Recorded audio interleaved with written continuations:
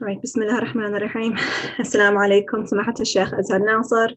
Sisters and brothers, my name is Mana Ibrahim, and on behalf of the Muslim Youth in Motion executive team, I'd like to welcome you all and extend our deepest condolences to you and Imam al-Hujjah, Ajjallah Ta'ala Farajah, as we commemorate the martyrdom of Imam Al-Kadhim alayhi salam. We are pleased to have Samahat Sheikh Azhar Nasser share with us important lessons from the life of our beloved Imam, particularly how he maintained willpower and resilience while imprisoned. We hope to draw inspiration from the Holy Prophet and his progeny and to implement these lessons in our lives, especially at a time where many of us feel withdrawn and secluded from the immediate support of our community. At this time, I'd like to recognize the land on which I join you all. It is shared by the ancestral territory of the Katsi, Semiahmoo, Tawasin, Kwajalein, and other Coast Salish peoples. Of course, we are all tuning into tonight's program from different locations, and so I'm going to leave this linked in the chat, and I strongly encourage everyone to take a look at where you're joining in from and to maybe share your territory from which you're joining us. In the meantime, please welcome me or join me in welcoming Brother Isa As-Salihi to bless this gathering with a recitation of the Holy Quran with a loud salawat. Allahumma salli ala Muhammad wa ali Muhammad. So Brother Isa, whenever you're ready.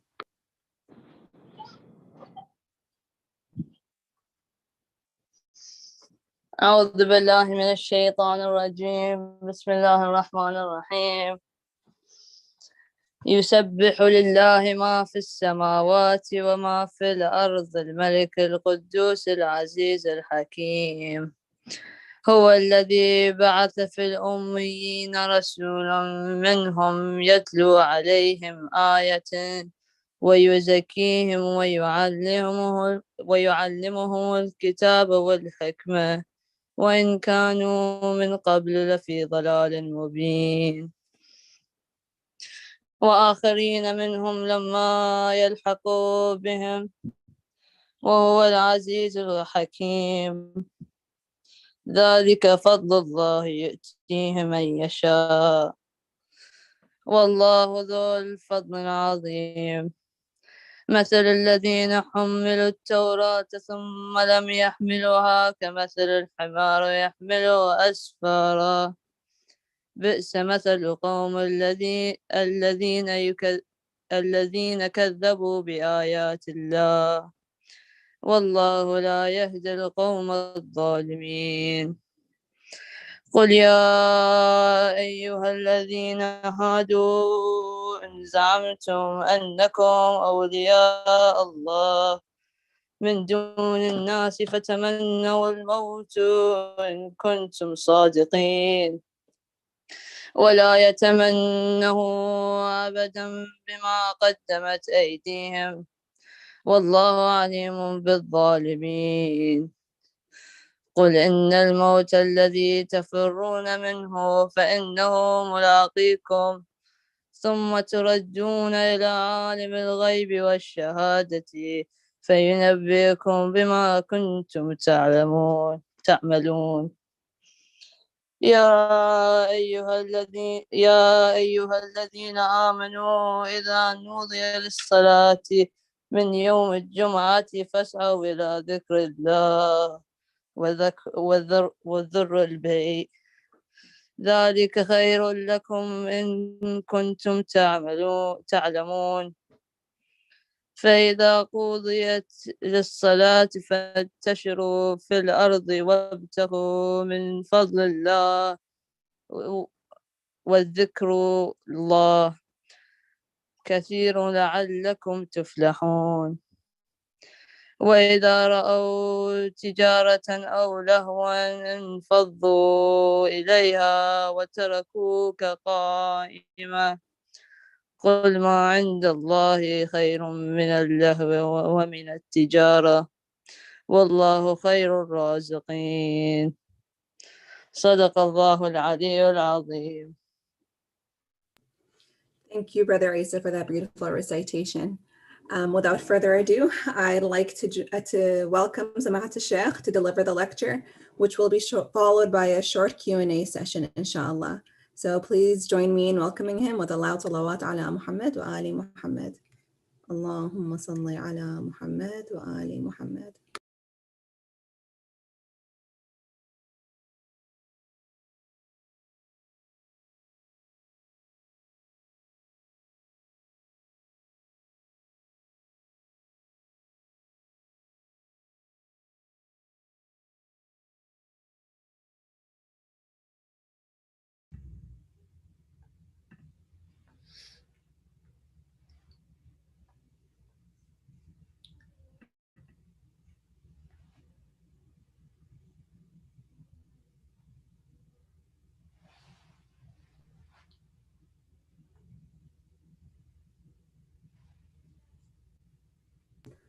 Assalamu alaikum, Sheikhna. Thank you for joining us today. How are you, sister? Alhamdulillah. We're ready to begin whenever you're ready, inshallah. So again, everyone, please join me in welcoming the Sheikh with the loud salawat. اللهم صل على محمد وآل محمد. أعوذ بالله من الشيطان الرجيم. بسم الله الرحمن الرحيم. الحمد لله رب العالمين. ثم الصلاة والسلام على خاتم الأنبياء والمرسلين سيدنا ونبينا محمد وعلى أهل بيته الطيبين الطاهرين. اللهم صل على محمد وآل محمد. Respected elders, brothers and sisters, Assalamu alaikum wa rahmatullahi wa barakatuh. I'd like to begin by extending my condolences to all of you as we've come together on this evening, on this night, to reflect and to commemorate the Shahada, the martyrdom of our seventh Imam, Al-Imam Musa ibn Ja'far Al-Kadhim, salawatullahi alayh. The topic that I was asked to speak about is the subject of loneliness. And for many, loneliness is stigmatized, unfortunately, similar to depression and mental health. It's a problem that often goes unnoticed, and it's typically under-addressed. In 2018, just to give you an idea of how serious this social epidemic is and how prevalent it is in our communities, about, I think, 3-4 years ago, in 2018, it was officially announced in the UK that they will have a minister of loneliness because of how widespread this problem was and how it was having adverse effects on people feeling isolated. And this was before the coronavirus pandemic. So you can only imagine how isolated people feel today, how alienated they feel. So I thought that it would be, and I thought that it was an excellent suggestion to speak about this topic, especially because it's related to Imam Al-Kadhim alayhi salam, because Imam Al-Kadhim alayhi salam was physically isolated. It's one thing to feel alienated even though you're around people, but it's another thing to experience solitary confinement the way that the Imam alayhi salam did for almost 15 years. Now, when we speak about loneliness, it's important for us to first reflect on how common this issue is. And this is something that can affect anyone. In fact, even when you look at the Quran, when you look at the seerah of the prophets, you find that even the prophets experienced loneliness. They felt isolated. They felt this sense of ghurba, estrangement. So, first I think we have to make a distinction between physical loneliness, where you're physically isolated in the same way that Imam Al-Kadhim alayhi salam was. And this in and of itself is a torture technique. We know that human beings are hardwired to have social interactions. We're social creatures. So it's a form of torture. It's an inhumane form of torture to isolate someone and remove them, whereby they don't have any contact with other human beings. And then you have estrangement, where you're not physically removed from people. You still are in contact with people, but you feel alone. You feel isolated. You feel alienated. You feel as though you're not developing any real, meaningful relationships with people. And that's one of the worst types of loneliness, to be surrounded by people, but yet you feel alone. And this is, when you look at the Quran, if you look at the story of Nuh alayhi salam, it's very painful when you feel alienated in your own home. You take the example of Nuh and Lut. Allah in the Quran says, وضرب الله مثلا للذين كفروا امرأة نوح وامرأة لوط كانتا تحت عبدين من عبادنا فخانتاهما. So you have Nuh and you have Lut alayhim salam. They're preaching, they're inviting their communities, their people towards Tawheed, towards a moral life, a spiritually rich life. But their spouses, can you imagine Nuh alayhi salam preaching for 950 years to his community, day and night, struggling and striving to deliver this message to his people, and his own wife ridicules him. His own wife doesn't believe him, doesn't have faith in him. So here is an example of a prophet who lives with someone, he physically, he has someone with him, but he feels estranged. He feels lonely in his own home. The same applies to Nabi Lut alayhi salam. He has a wife, but there's no deep relationship there. When you look at the Prophet, if you look at the early days of Islam, the Prophet experienced great ghurba. This is a man who spends 40 years of his life with the Meccans. He establishes a stellar reputation as being a Sadiq al-Amin. And yet, the same people that he grew up with, the same people who respected him and honored him and saw him as a morally upright person, when he tells them, when he invites them to Islam, they all turn away from him. So the Prophet really felt lonely in Mecca, especially after the death of Abu Talib and Khadija. He really experienced this sense of ghurba. When we think about the Prophet, typically, when we speak about the estrangement that he felt from his family, we mention Abu Lahab. And this is very painful. It's one thing to be rejected by the outside community, the external community, but to be rejected by your own family, by your own relatives, that is a unique type of pain. That's much more painful. So the Prophet is alienated by his own uncle. He's isolated by his own uncle. He's sidelined by his own uncle. So when we speak about the hardships of the Prophet, we typically mention Abu Lahab as a prime example. But did you know, brothers and sisters, that Khadija's brother, Nawfal ibn Khuwaylid, he was one of the staunch enemies of the Prophet. In fact, this man, who was, a giant in his own right, he was one of those figures who arranged the boycott against the early Muslims that resulted in the death of his own sister, resulted in the death of Khadija. And you would think that after the Prophet loses the most beloved person to him, that this man would have relented.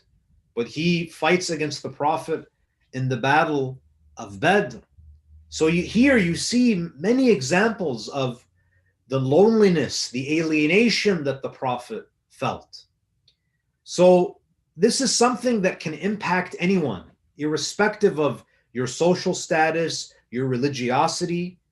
You know, if you look at the example of Imam al-Hasan alayhi salam, he also felt as he was gharib in his own home, because his wife, of course, we know, she ends up poisoning him. So loneliness doesn't simply mean that you don't have any friends or you don't have any social contacts. Loneliness applies even to those cases where you might have friends, you might have family members, but you don't have any safe space. You don't feel secure. You don't feel that you can reach out to anyone for help. You don't feel that anyone cares about you. So loneliness, as I mentioned, is a problem that affects all people. In fact, when you look at some of the statistics about loneliness, and as I mentioned earlier, you know, the fact that the UK, you know, one of the most advanced countries in the world, has to appoint a minister of loneliness, looking at, you know, the problems associated with loneliness, the public health risks associated with it, and the strategies that need to be implemented to combat it. You know, I'll share with you some statistics that are from the CDC, and it actually mentions that, you know, just looking at some of the dangers of loneliness. The CDC, which is the Center of Disease Control, they say that loneliness can actually be more lethal. It can be a more serious risk than obesity, smoking, and physical inactivity, because it creates a slew of health issues. You know, one of the things that is mentioned is that if you feel lonely, if you don't have contacts, if you don't have social contacts, or you don't feel, if you don't have real meaningful relationships, that loneliness is going to have a negative effect on your cardiovascular health. Because when you're lonely, your body is going to release stress hormones like cortisol, and that is going to cause a lot of damage to your blood vessels and, of course, to your cardiovascular system. We have even data that shows that those who suffer from loneliness, they have a 29% increased risk of heart disease and a 32% increase in stroke, the possibility of getting a stroke. So when you read about all of the health issues that are associated with loneliness, you find that this is something that we have to take seriously. You know, and people don't want to admit that they're lonely. You know, it's similar to mental health and depression. It's stigmatized. We don't want to be perceived as loners. So sometimes we exaggerate, you know, the extent and the depth of our relationships. And almost every person, and of course, loneliness can lead to suicide. Almost every individual who has ever taken their lives, it's been a contributing factor has been loneliness. In fact, loneliness, there are statistics that show that someone who is lonely is much more likely to be in a position where they would likely end their lives. So it damages your cardiovascular system. It weakens your immunity. Among the health risks is that, as I mentioned, when it comes to suicide, do you know, brothers and sisters, every 40 seconds in the world, every 40 seconds around the world, someone commits suicide. Every 40 seconds. And you can imagine how many people are going to end their lives just in, during this session. Every 40 seconds, someone in the world takes their life. And every second, 25 people attempt suicide. And as I mentioned, one of the major contributing factors is loneliness. Now, why is this happening? What's contributing to this social epidemic? Now, of course, we can't deny that there are certain instances where someone is lonely because they're just unpleasant to be around. This is why we have narrations from the Ahlul Bayt about the importance of having good akhlaq. So if we feel that we don't have any good relationships with people, if we don't have any strong, meaningful relationships, first and foremost, we have to look inward. We have to ask ourselves, is it because maybe I'm not a pleasant person to be around? Amir al-Mu'mineen, alayhi salatu wassalam, he says in a famous hadith, he addresses his children. He says, Ya baniya, O my sons, O my children, عاشروا الناس عشرة إن غبتم حنوا إليكم.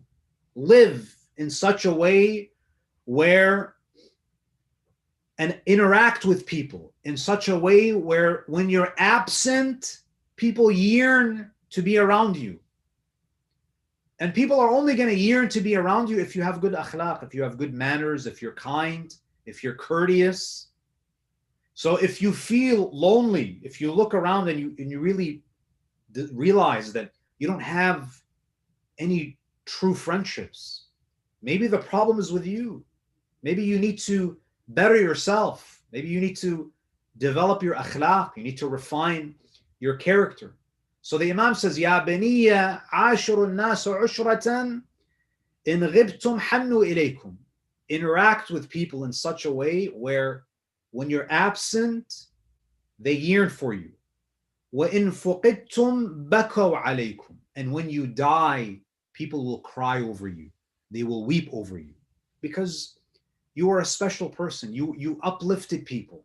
You are a pleasant person to be around. So we mentioned that we have physical loneliness, physical isolation, and then we have estrangement. Sometimes you're physically removed. You have no contact with people. Like with the case of Imam Al-Kadhim alayhi salam. There are many people around the world who are imprisoned, who live in solitary confinement, who are placed under these unjust, inhumane conditions. And we have this kind of emotional loneliness, this psychological loneliness, where, yes, you have contact with other people, but you still feel alone. You don't feel that you have a connection with people. You don't feel that security, that care. You don't feel that you can be vulnerable. You don't feel that you can, if you have a problem, if you're in a crisis, and you have to ask yourself this. If you are experiencing a personal crisis, do you have anyone in your life that you can reach out to? Unfortunately, many don't. And this is a sign that you suffer of loneliness. So what's causing this? Now, of course, when you look at the world that we live in today, number one, we live in parts of the world, and by parts of the world, I mean specifically Western cultures, by and large, they celebrate the value of individualism, meaning that We live in societies where the individual is given priority over the community. You do what is best for yourself. Do what is in your interests. So we develop a very individualistic attitude about life.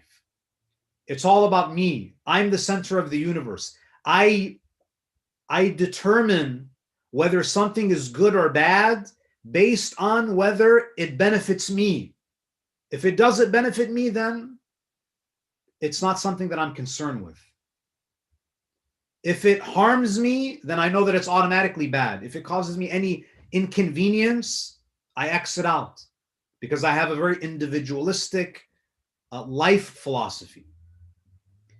So we live in these individualistic cultures. There was a recent study that showed, that looked at the relationships between grandchildren and grandparents, especially teenagers. And, if your grandparents are still alive, this is a ni'mah, this is a blessing. So they looked at the relationships between grandparents and grandchildren. And they found that over the course of an entire year, so 365 days, your average teenager spoke to their grandparents for 4 hours or less. A year. Imagine you have a grandmother, you have a grandfather, and you speak to them for less than 4 hours a year. Some of us, we spend 4 hours a day on TikTok, on Instagram, on other social media platforms. We'll watch Netflix for hours, and we don't have a problem with that. But we don't make an effort to develop rich and meaningful relationships with their own family members. I can tell you from experience, brothers and sisters, that I would not be the person that I am today. I probably would have never went to Hausa. I probably would not even have an interest in Islam itself if I didn't have a close relationship with my grandfather. Many of the Quranic verses that I've memorized, many of the ahadith that I've internalized are because of conversations that I had with my grandfather. Your grandparents, now even you might not get along with them. They might come from, they're from a different generation. There's a huge, there's a generation gap. There's a culture gap. There might even be a language barrier. But make an effort to invest in that relationship, because you're talking about someone who's your blood, who has 70, 80, 90 years of life experience. If nothing, ask them for advice. Experiences. So, it's very sad that, the average teenager in the West will only speak to their grandparents for 4 hours a year. That's something that we need to change. We need to really revive this spirit of silatul rahim. Islam emphasizes the importance of maintaining ties with our family and even our extended family. The problem is, in the West has a very narrow definition of family. Your family is your spouse and your kids, right? If even that. But from an Islamic perspective, your family extends to your cousins, your uncles, your relatives. Silatul Rahim, you need to maintain ties with them. And obviously, you're not going to get along with everybody. The problem is, some of us, we were too sensitive. And what do I mean by this? If you want to have a meaningful relationship with anyone, you have to be emotionally resilient. What does this mean? It means that you have to be willing to endure the ups and downs of a relationship. There are going to be moments where there's conflict, where there's a little bit of friction, where something that someone says to you is going to rub you the wrong way. You have to be an adult. You have to be mature. And you have to work through those problems, work through that tension. The greatest disservice that you can do to yourself is to immediately dismiss someone who makes you feel uncomfortable, who rubs you the wrong way, as toxic, right? That's the problem today. Someone says something that rubs you the wrong way. Oh my God, she's toxic. He's toxic. That whole family is toxic. No, maybe you're toxic. Maybe you need to be less sensitive. Maybe you need to have some humility to go through life with this attitude that no one is allowed to offend me. If that's your attitude, you're going to suffer a lot in life. You're not going to get anywhere. Allow yourself to feel offended. It's okay to be offended. But to eliminate people from your life just because they rub you the wrong way, if you're going to be that sensitive, you're not going to have any relationships. And you're going to live a very lonely life. So one of the causes of loneliness is this individualistic attitude. Number two, and I know a lot of people are not going to like this, but postponing marriage. Yes. Maybe you got married in your teens or your 20s, and maybe you thought it was a horrible mistake. And maybe you fantasize about being single. And, I've met a lot of youth. They're in their mid-20s, early 30s, and they don't want to get married. They don't want to get married. Why, Sheikh? I have a good job. I have a nice house. I have a nice car. I'm free. I don't want to be tied down. I want to enjoy life. Yes, now you're enjoying life in your mid-20s, in your 30s, maybe even in your 40s, you'll enjoy life. But you're not thinking about your 50s and your 60s because you're going to be a very lonely person. One of the joys of life is to have a family, to have children, to have grandchildren. So postponing marriage, yes, this is why Islam encourages us to get married, not to delay it, not to postpone it. Because this is an important part of life. It's an important part of your emotional health. Allah subhanahu. Now, of course, if you've tried and you're not able to, maybe that's your test. But there are some of us who choose not to be married. So, and again, this doesn't mean that marriage is not going to have its challenges. It's going to have its challenges. It's going to have its struggles.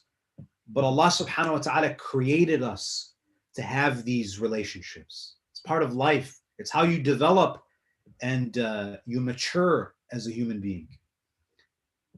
The third cause so we've spoken about the different types of loneliness, the dangers, the health risks associated with loneliness. Now we're talking about the causes. What is causing this epidemic, this global epidemic? We said individualism.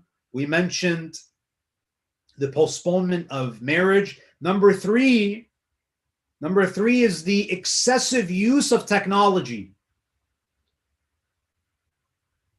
You think you're popular because you have friends on Facebook?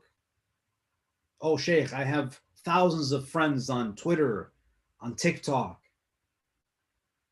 You're deceiving yourself because those are not real friendships. You have all of these followers on social media platforms, but you still feel lonely.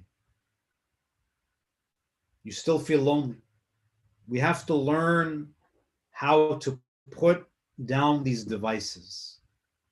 We have to have real face-to-face human interactions, brothers and sisters. In fact, there are studies that show that there is a relationship between use of social media and loneliness. The more you use social media, the more lonely you're going to feel. Because you're tricking yourself into thinking that you have friends, you have people that care about you. But in reality, those relationships, those friendships are not serving you the way that an actual friendship will serve you. Yeah, you have 5,000 friends on Facebook. How many of them can you call if you're having a real crisis? The answer is probably 0. So those are not friendships. Those are not real friendships. So we need to minimize our usage of technology, especially these devices. And I know it's difficult, but one thing that we can do, and try it, and I'm going to try it myself. I can guarantee you, and you correct me if I'm wrong. You can correct me if I'm wrong in the Q&A. I can guarantee you that 90% of you at least, when you wake up in the morning, what's the first thing that you do? You check your phone. You check your phone, you go through your emails, you go on your social media accounts. If that's how you start your day, you need to change that. Because your brain, brothers and sisters, is not designed to go from sleep to consuming all of this information. There's only a few cars out there that can go 0 to 60 in 2 seconds. So when you're sleeping and you wake up and then you expose your mind to this overload of information, it's like you're going from 0 to 60 in 1 second. You got to give your body some time to adjust, to wake up. This is a time of salah, it's a time of ibadah, it's a time of dhikr. So every night, charge your phone and put it downstairs. Don't put it in your room. In fact, put it in the glove compartment of your car, just so you spend the first 2 hours, the first hour and a half of your morning without any access to your social media. And I guarantee you try this, try it for 40 days, and you'll see a major change. And of course, another contributing factor to loneliness is not fitting in. And we have to be okay with this, right? Because we have to remind ourselves that, not fitting in is not always a bad thing. Because some of the greatest people in human history have been outcasts. They've been misfits. If you look at the lives of the prophets, do you think they fit in? They didn't fit in. So we have to embrace our uniqueness. Being able to fit in is not always a good thing. Now, so we've talked about the dangers, the causes. Okay, what are the solutions? There's no point in talking about the dangers of loneliness and the health risks that are associated with it, the psychological damage that it can cause, if we don't have any solutions. So what are the solutions? Number one, we have to increase human interaction. We have to increase real human interaction. We have to have FaceTime, real FaceTime. I'm not talking about FaceTime on your phone. And subhanAllah, if you look at our religious tradition, there is so much emphasis on jama'ah, on congregation, coming together, communal worship. We have Salatul Jumu'ah, Friday prayer. We have Salatul Jama'ah. It's recommended to pray together, to pray all of the daily prayers together. Salatul Eid, we do it in congregation. Hajj is communal worship. So we have to make an effort. And inshallah, once the pandemic is over, bi'idhnillah, we need to make an effort. We got to put ourselves out there. If you're a lonely person, chances are you feel uncomfortable in social situations. You don't like to be in social settings. But sometimes you have to step into the discomfort. Self-care is not always comfortable. Going to the gym is not comfortable.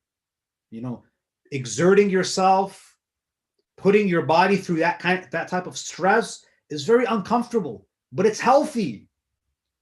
Similarly, if you're a lonely person, if you're an introvert, if you don't interact with people, you got to put yourself out there. You got to attend gatherings, invite people to your home. Eventually, it will become more natural to you. It will become second nature to you. But you got to get through that phase. You got to push through that discomfort. The next thing that we can do to treat this loneliness is we have to make an effort to volunteer. I know we hear this all the time, but this is actually based on science. Now, this is not just, this is not just an urban tale. This is based on scientific research. People who volunteer, who serve others, report higher levels of happiness. In fact, there was an experiment that was done by a UBC graduate student, a psychology student, that they conducted an experiment and they gave away, they had two groups. The first group, they gave them envelopes of cash, $5, $20. And the first group, they said to them, use this money and spend it on yourself. Buy yourself lunch, dinner, do it, spend it on yourself. Use it for self-care. Buy yourself, a shirt, grab a bite to eat, do whatever you want with it. Fill your, use it for gas money, spend it on yourself. The second group, they were given envelopes with cash, $5, $20, and they were instructed to give the money to someone else. So both groups did as they were told. The researcher contacted both groups later that evening, and she found that those who spent the money on themselves, the happiness, they were happy when they received it, they were happy when they spent it, but that happiness faded away. But those who used the money, who spent it on others, they reported feeling much happier than the group that spent the money on themselves. So if you want to feel better, if you want to combat that sinking feeling of loneliness, again, you got to put yourself out there and you have to try to be at the service of others. Volunteer, do something for other people. When you look at Surah Al-Duha, this was a moment where the Prophet felt isolated from revelation. He felt cut off from revelation. If you look at the last part of Surah Al-Duha, Allah gives the Prophet an action plan. فَأَمَّا الْيَتِيمَ فَلَا تَقْهَرْ وَأَمَّا السَّائِلَ فَلَا تَنْهَرْ وَأَمَّا بِنِعْمَةِ رَبِّكَ فَحَدِّثْ. Two of the three things that Allah mentions to the Prophet is being good to the orphan and not depriving the beggar, serving other people. If you want to get yourself out of this rut, you need to be generous. You need to volunteer. And then, of course, the most important thing is to develop a relationship with Allah subhanahu wa ta'ala. When you feel alone, you have to remind yourself that you're not actually alone. Yes, you might not have any human beings around you, but the most important being is there. أَيْنَمَا تَوَلَّوْا فَثَمَّ وَجْهُ اللَّهِ. Wherever you turn, there is an opportunity to encounter God. And not only is He there, but He's close. وَنَحْنُ أَقْرَبُ إِلَيْهِ مِنْ حَبْلِ الْوَرِيدِ. So Allah is there. Not only is He there, He's closer to you than your jugular vein. And not only is He closer to you than your jugular vein, He's asking you to speak to Him. وَقَالَ رَبُّكُمُ ادْعُونِي أَسْتَجِبْ لَكُمْ. So He's there, He's close, and He wants you to speak to Him. And this is why when you look at the life of Imam Zainul Abidin alayhi salam, for instance, the Imam experienced a deep loneliness after Karbala. Imagine, he loses his father, his siblings, his cousins, his companion. the Imam alayhi salam felt he truly was gharib after Karbala. But you see, the Imam alayhi salam uses that loneliness as an opportunity to strengthen his relationship with the ultimate companion, and that is Allah subhanahu wa ta'ala. In dua, Abi Hamza al-Thumani, what do we read? We read, Ilahi bidhikrika aasha qalbi. Imam al-Sajjad, he says, O Allah, through your remembrance, my heart lives. Ilahi bidhikrika aasha qalbi. And since we are commemorating the Shahada of Imam Al-Kadhim alayhi salam, this great personality who was literally isolated from people, who was thrown into not a prison, you can't even call it a prison. He was thrown into a dungeon, a dark dungeon, underground dungeon, where some of the prisons that the Imam was placed into, they were completely devoid of any light. Imagine, you are in solitary confinement. You are barely given enough food to even survive. You can't even see your hand in front of your eyes, because there's not a photon of light. There's no windows. You don't even know what time of day it is. The Imam, when he's dragged into that type of dungeon, do you know what he says? It's a very beautiful, a very famous dua that he recites. Look at the positivity. That even in that moment, the Imam saw an opportunity. He says, Ilahi, inni talama kuntu as'aluka an tufarrighani li'ibadatik. Oh Allah, oh my Lord, for a long time, I have been asking you to free my time up so that I can worship you. وَقَدْ اسْتَجَبْتَ لِي, and you have answered my dua.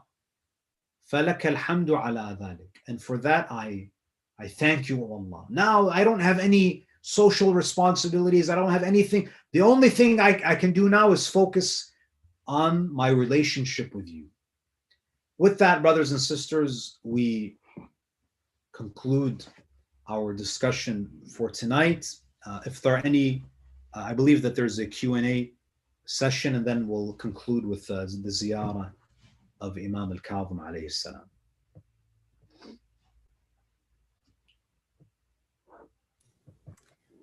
Thank you, Sheikhna, for that enlightening lecture and the fantastic advice on how to protect ourselves from loneliness and building resilience in difficult times.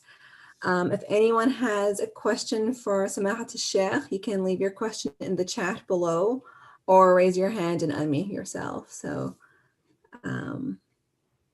yeah, we'd like to open the floor to our audience at this time.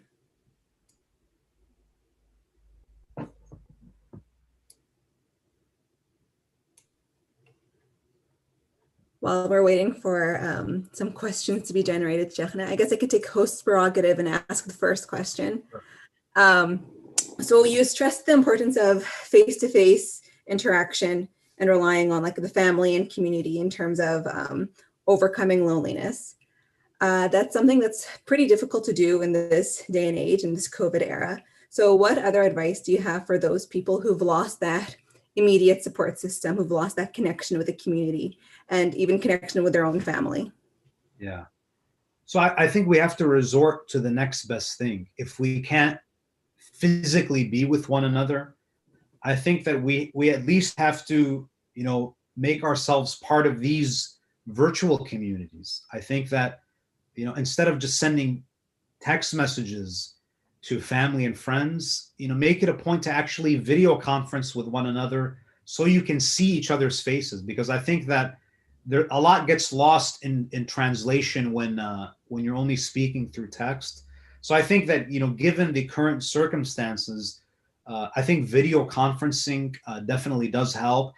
And most of us are living with siblings, with parents, with spouses.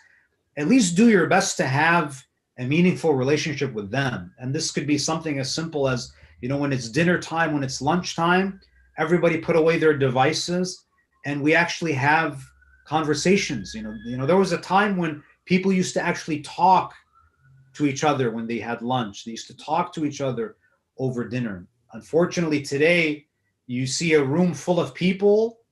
They're physically together, but everybody's looking at their phones. They're not appreciating the people who are actually in their presence. We're always seeking to connect with people who are absent, but we don't even appreciate the people who are present.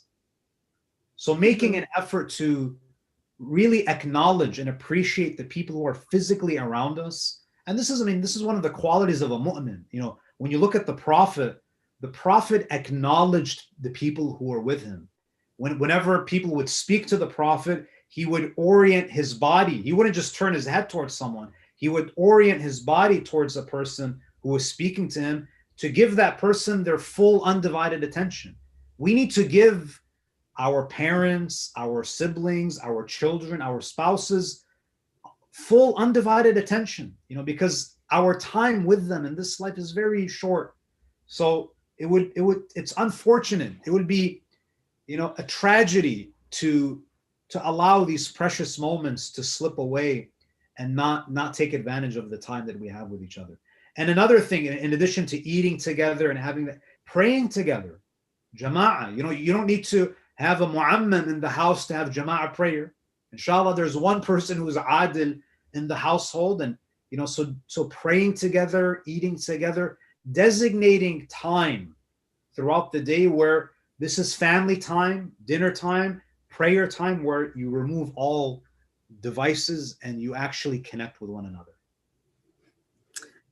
Thank you, Sheikh. There's another question in the chat, but I think it's cut off a bit, so I don't know if you want to unmute yourself, Fatima. But she says, Sheikh, you touched on the individualistic society and what it preaches. Do you what, Fatima? If you'd like to unmute yourself or finish up the question in the chat. And if anyone has any other questions, you guys get to raise your hands and then unmute yourself.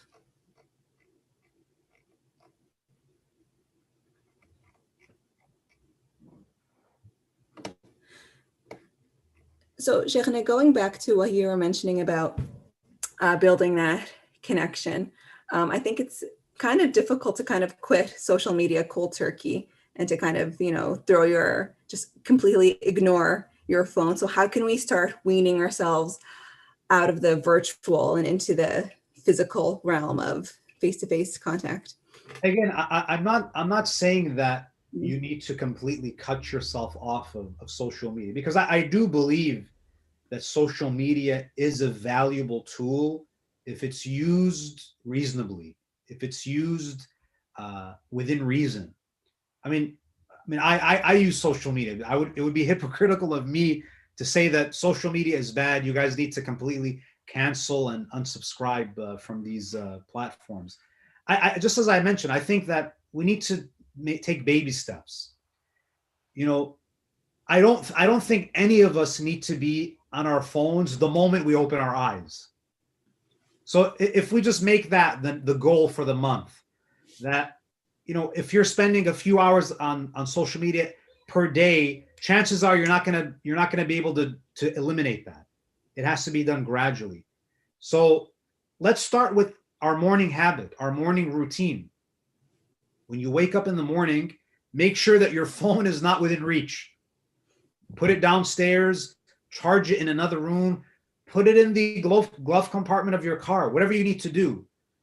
And so if we start our day in this way, in a healthy way, where you start your day, where you begin your day with salah, with recitation of Quran, you have breakfast with your family, and you say that I'm going to reach for my phone 2 hours after I wake up, or an hour. Maybe some of you need to start really small, maybe half an hour.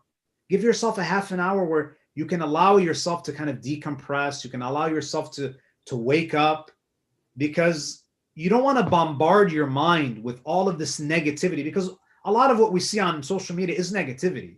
It's negative, it's bad news. You're constantly comparing yourself.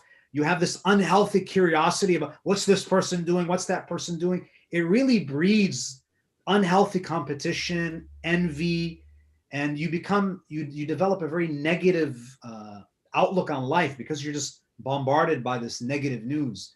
So as a start, I think that eliminate your phone usage for the first hour or 2 hours in the morning.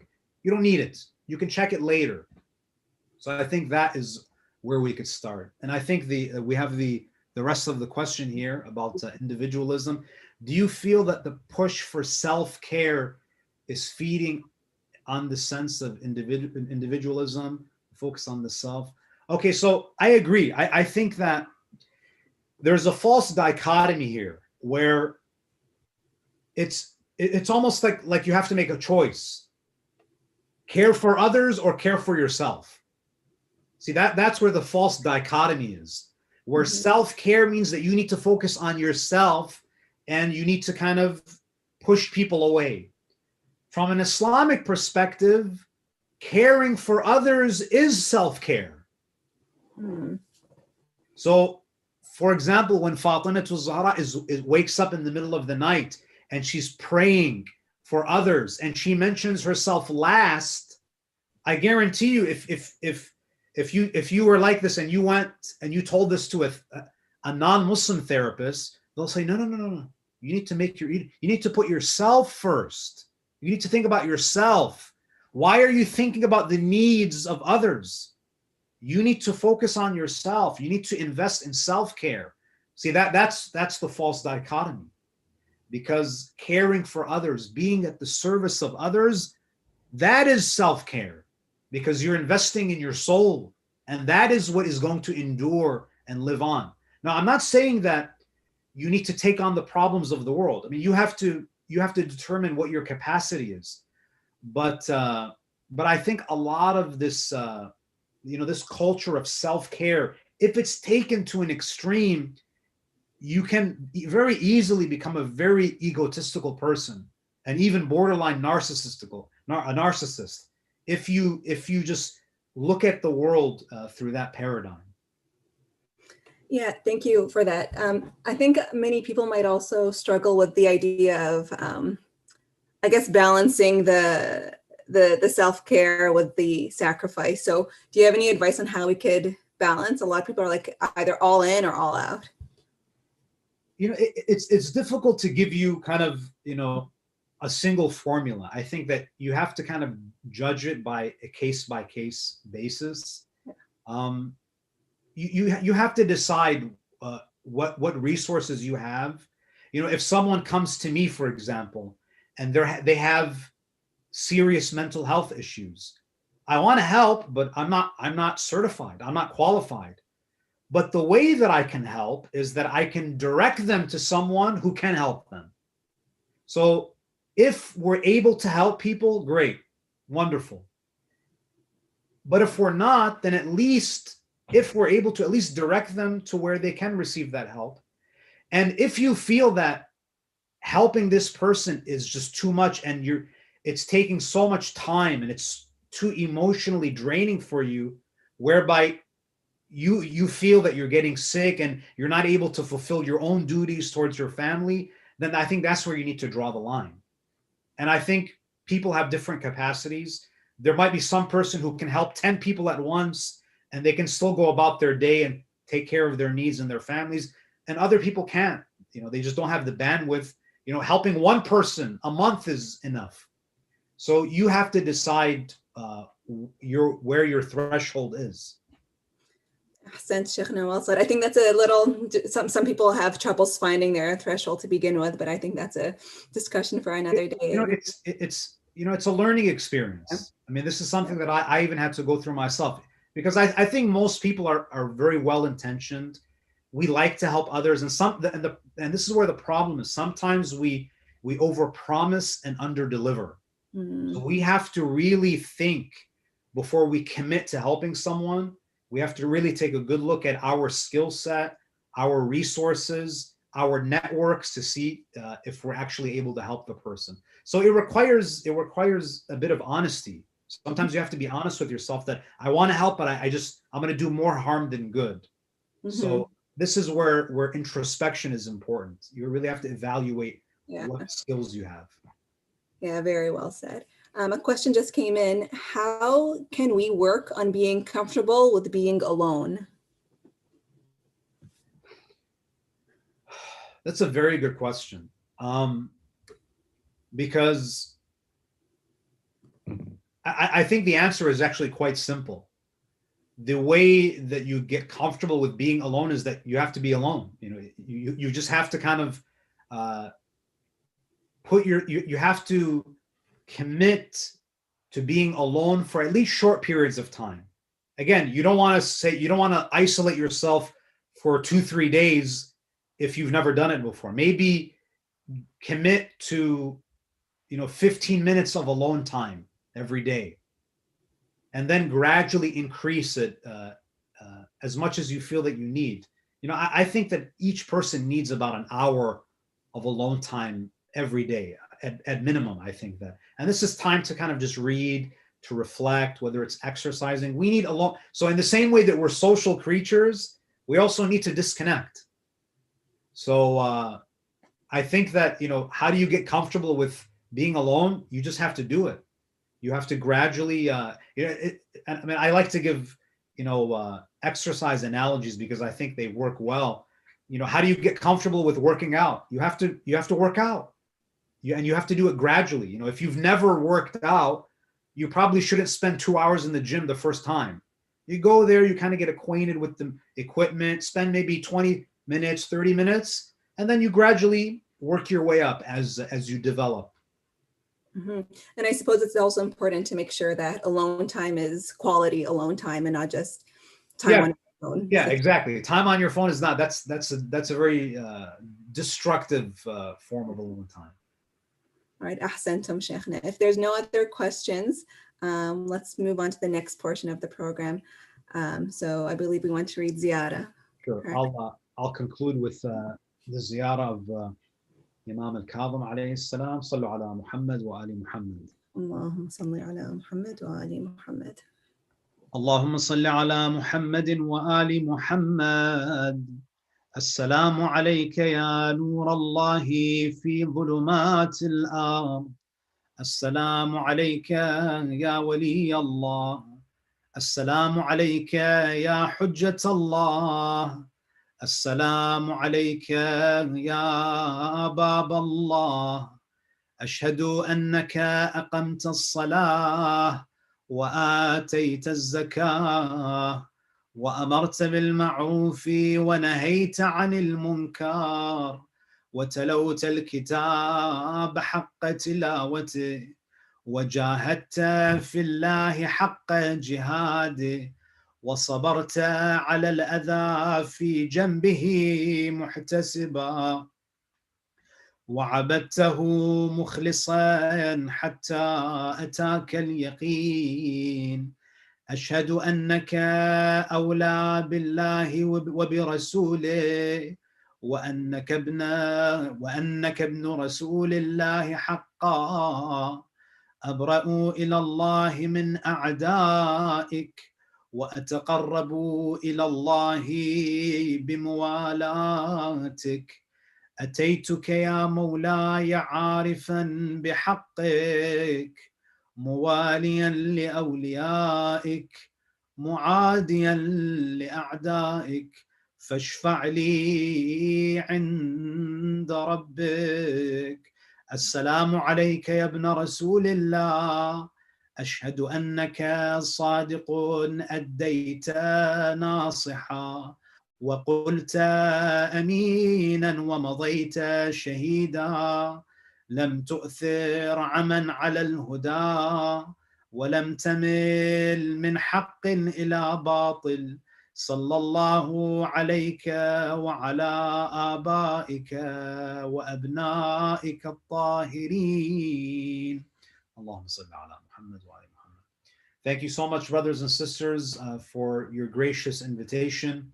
May Allah subhanahu wa ta'ala reward all of you who organized this program, and I look forward to being with you in person, inshallah, in the near future. Wassalamu alaikum wa rahmatullah. Alaikum salam. Thank you again, Sheikh, for your time. And thank you, members of the audience, for participating in tonight's program. Without you, these programs would not be possible. Please do not forget to follow the MYM on social media for updates on future events, and in particular, the upcoming Ramadan program. And if you have any suggestions for future programs or would like to get involved, please do not hesitate to reach out to us at muslimyouthinmotion@gmail.com or hit us up on Instagram. And inshallah, you enjoy the rest of your evening.